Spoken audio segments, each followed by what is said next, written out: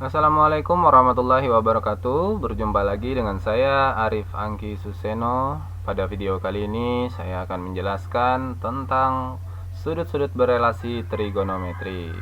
Biasanya materi ini adalah materi yang juga menjadi masalah ketika kita belajar trigonometri. Kenapa jadi masalah? Karena kebanyakan siswa menghafal terlalu banyak sudut-sudut berelasi, dan bahkan siswa juga berusaha untuk menghafal rumus sudut-sudut berelasi yang sekian banyak ini. Maka pada video kali ini saya akan menjelaskan bagaimana caranya agar kita menguasai konsep sudut-sudut berelasi ini tanpa menghafal rumus yang begitu banyak. Jadi kita cukup untuk mengingat perbandingan trigonometri pada sudut dari 0 derajat sampai 90 derajat saja. Jadi inilah dasarnya. Jadi seperti itu. Jadi setelah ini saya akan menjelaskan bagaimana caranya menentukan sudut-sudut berelasi tanpa harus menghafal rumus ini, namun kita mengingat bahwa sudut-sudut istimewa dari 0 derajat sampai 90 derajat saja. Oke, baik, saya akan lanjutkan langsung untuk menjelaskan teknis atau caranya. Nah, ini di sini sudah ada sudut perbandingan trigonometri pada sudut 0 derajat, 30 derajat, 45 derajat, 60 derajat, dan 90 derajat. Nah, kalau ini hukumnya wajib untuk kita ingat. Nah, cara mengingatnya gampang. Kalau sin A, sin 0 derajat 0, mulai gitu ya. 30 setengah 45 setengah akar 2, tinggal tambahkan di sini. Kemudian ini setengah akar 3. Kalau 1 ini sebenarnya setengah akar 4. Setengah akar 4 itu kan sama dengan 1. Nah, jadi polanya seperti itu.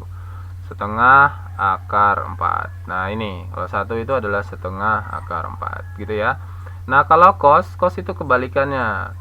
Cos itu kebalikannya, jadi kebalikan dari sin. Kita balik aja penulisannya, 1 setengah akar 3 setengah akar 2 setengah dan 0. Kemudian tan alfa adalah hasil pembagian dari sin dan cos. Perlu diketahui bahwa tan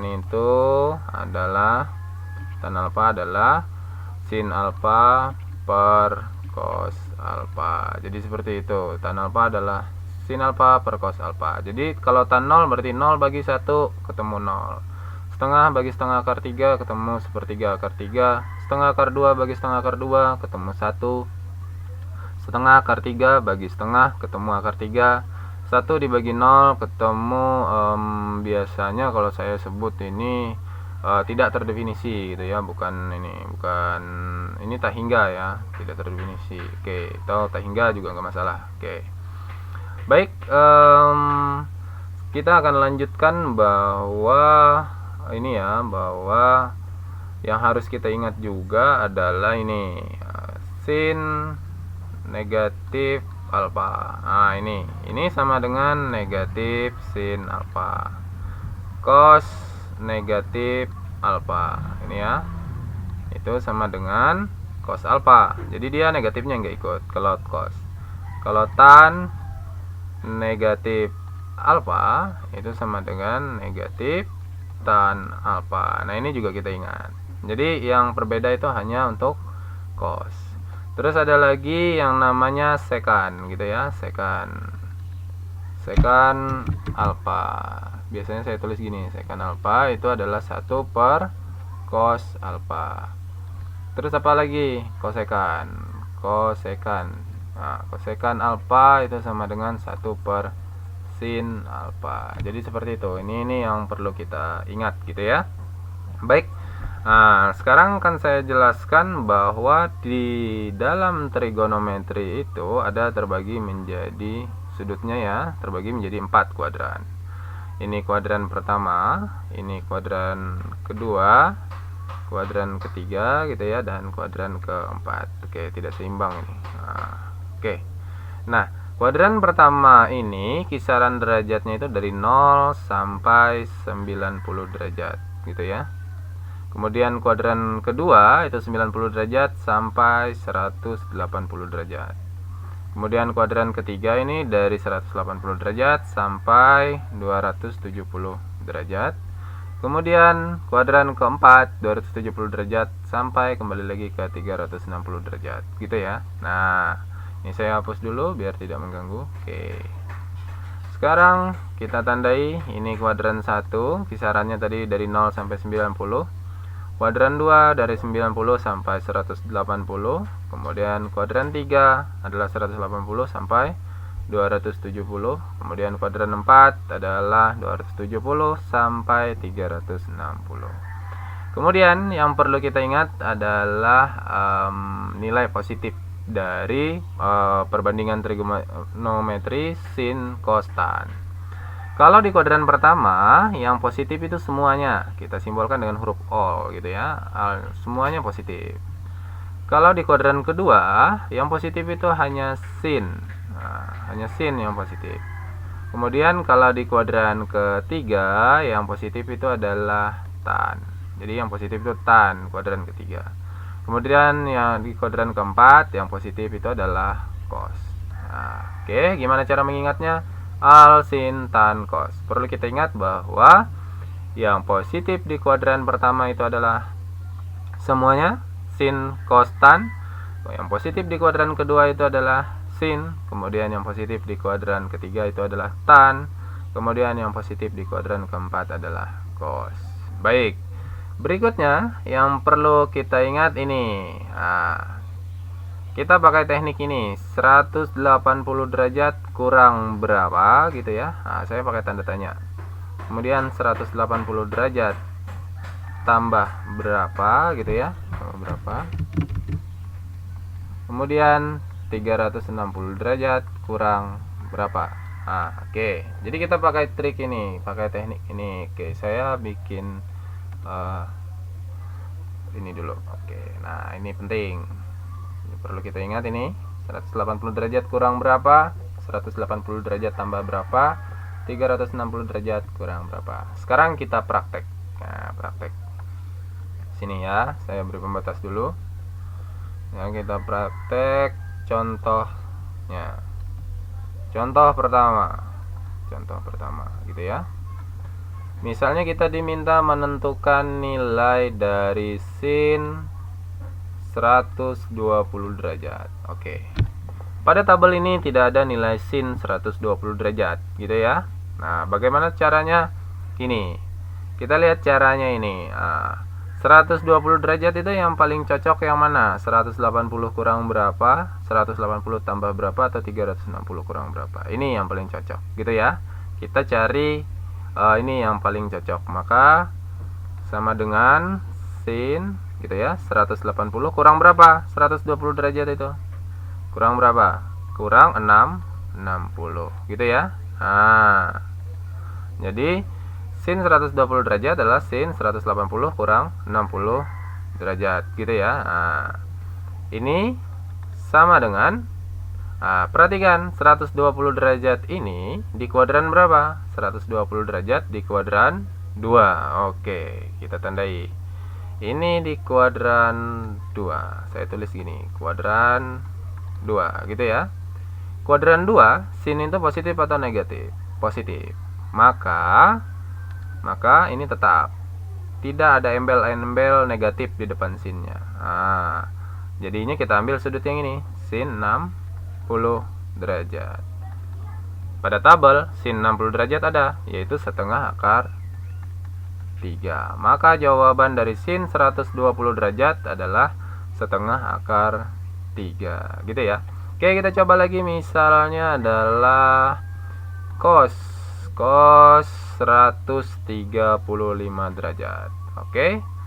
Sekarang relasinya mana? Atau ini ya, yang paling tepat 180 kurang berapa? Atau 180 tambah berapa? Atau 360 kurang berapa? Yang paling tepat ini kan 180 kurang berapa? Dapat 135 derajat, yaitu 180 kita kurang dengan berapa? 45 gitu ya. Nah, 180 dikurang 45 ketemulah 135 derajat gitu kan.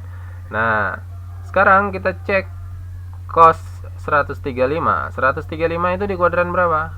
di kuadran 2, 135 di kuadran 2 gitu ya. Ini kuadran 2. Oke, kuadran 2.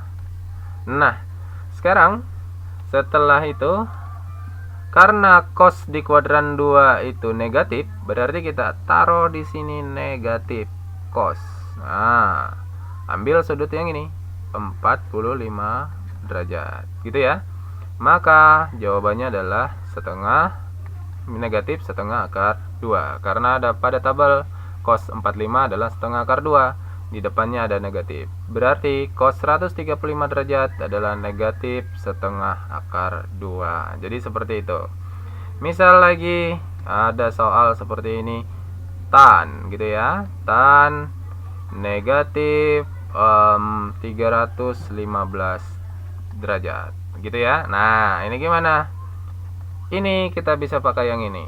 Nah, tan negatif alfa itu sama dengan negatif tan alfa. Berarti seperti ini, negatif tan 135 negatif tan 315 derajat gitu kan.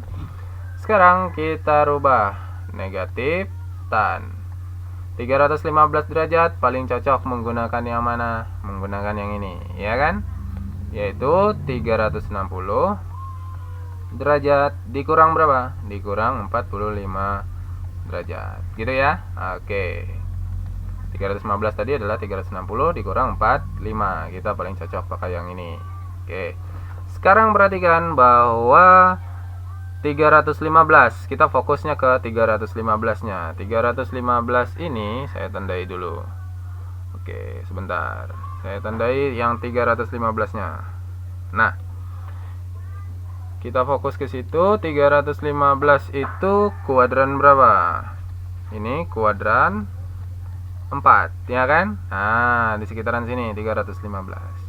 Perhatikan bahwa di kuadran 4, 315 itu, kuadran 4 itu yang positif hanya cos gitu ya. Yang positif hanya cos. Maka yang negatif itu tan dan sin. Nah, ini sudah ada negatif. Nah, tambah lagi negatif sekali, ya kan? Negatif. Nah, tan. Nah, ambil sudutnya mana? Ini 45 derajat. Oke, saya ulang. Kenapa ini jadi negatif?